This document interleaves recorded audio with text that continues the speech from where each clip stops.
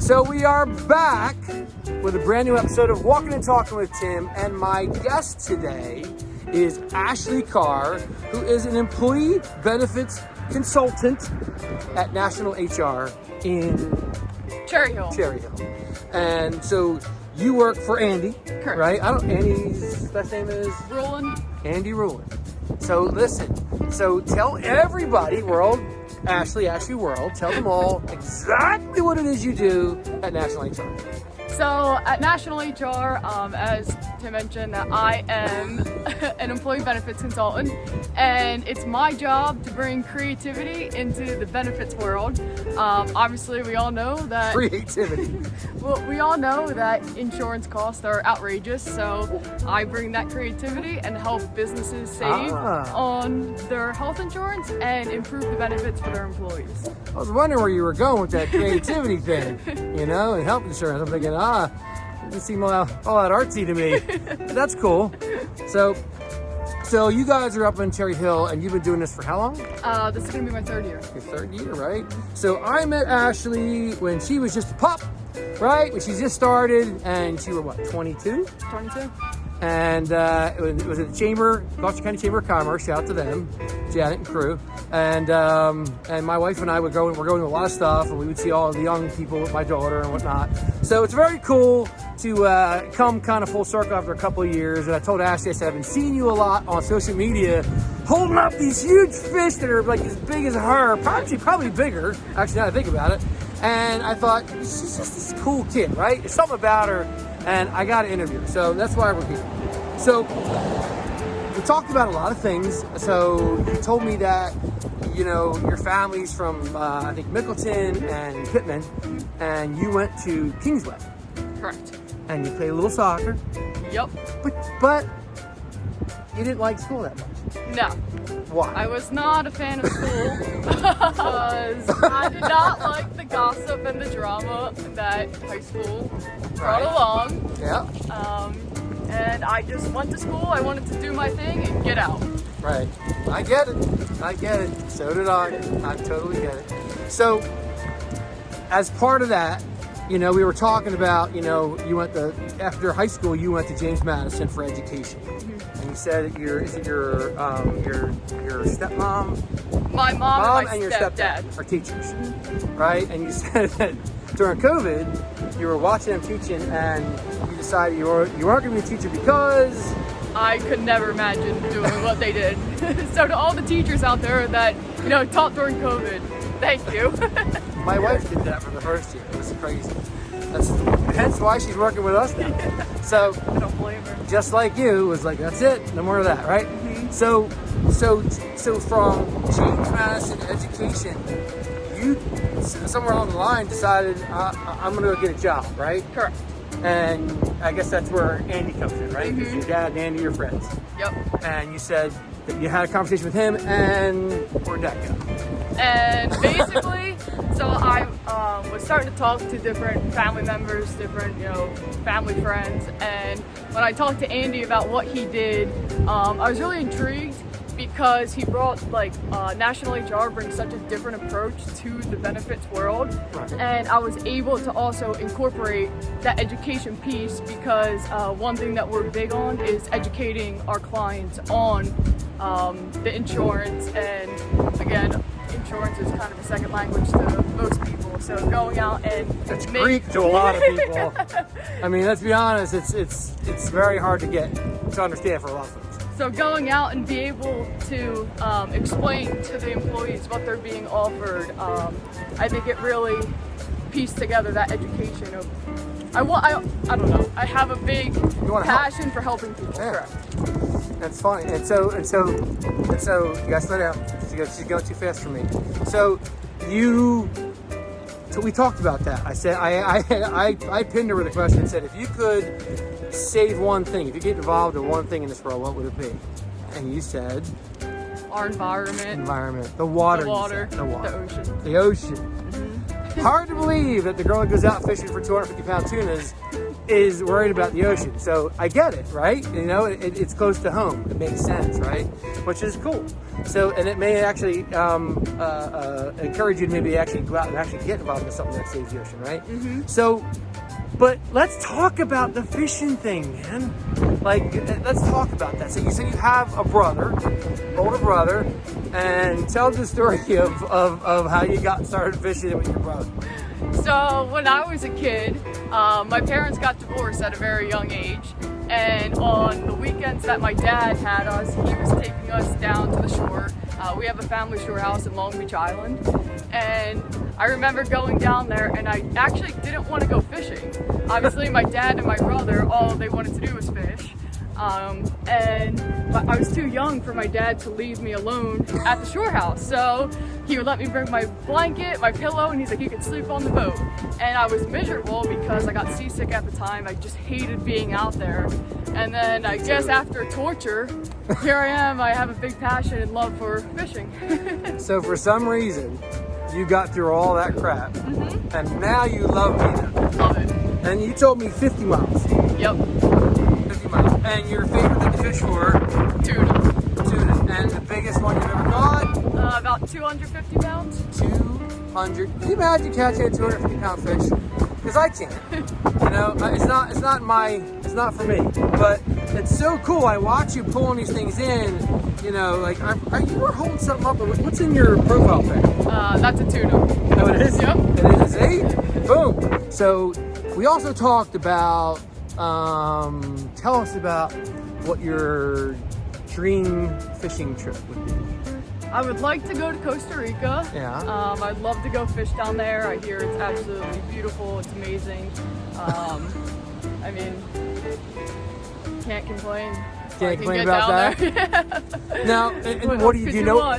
Do you know what is it tuna down there too, or is it a different kind of fish? Kind of a little bit of everything down there. 'Cause I know nothing. I want to catch a big mahi down there. There you go. That's what we're looking for. So she needs a big mahi catch.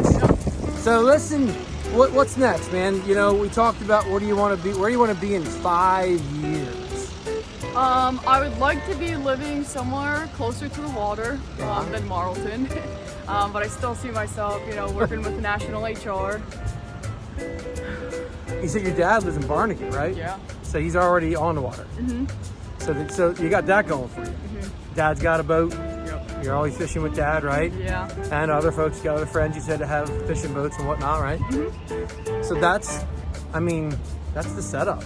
What else could you ask for? What else could you ask for? So we talked about social anxiety, and I told you I have crazy social anxiety. No one ever believes me when I say it, but it's an absolute truth. And you said, guess what? Me too.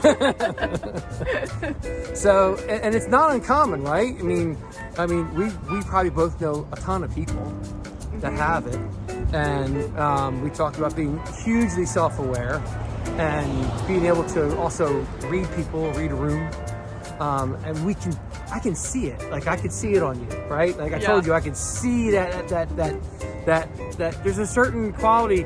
You have a very subtle confidence we talked about, but I could see that in you. But tell me how that affects what you do. Well, does it? Yes and no. Obviously my day-to-day, do a lot of networking, do a lot of cold calls. So the anxiety of putting myself in uncomfortable positions, but you have to do it to make yourself comfortable. Amen. But we talked about, you know, when you're kind of running around the room and talking to everybody, you know, there's always that, like, you know, you think about, man, did I say the right thing? You know, when someone asks you a question, we talked about, like, did you answer him right? Or him or her or whoever, and you get home and you're like, aren't you running through the conversation in your brain? Yeah.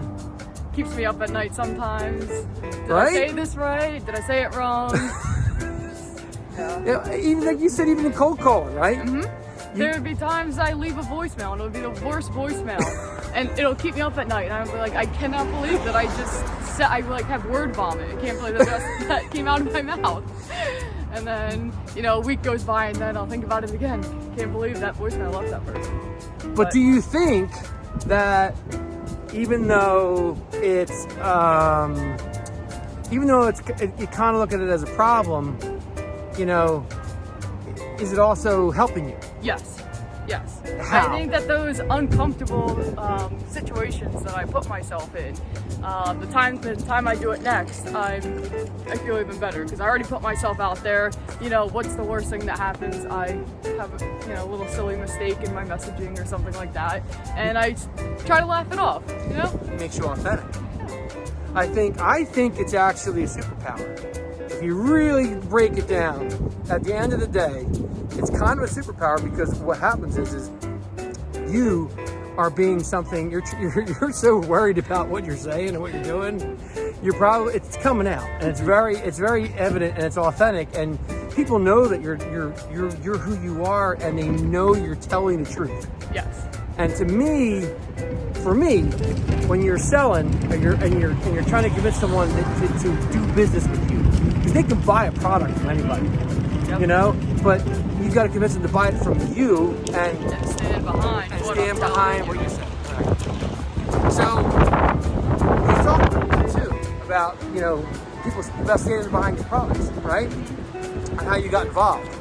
So what advice would you give to all the Gen Zs that are coming into the workforce that are worried about I got to go to all these events, and I got to go cold calling, I got to call people on the phone, I got to do all this crazy stuff and go to these meetings that people I've never met before?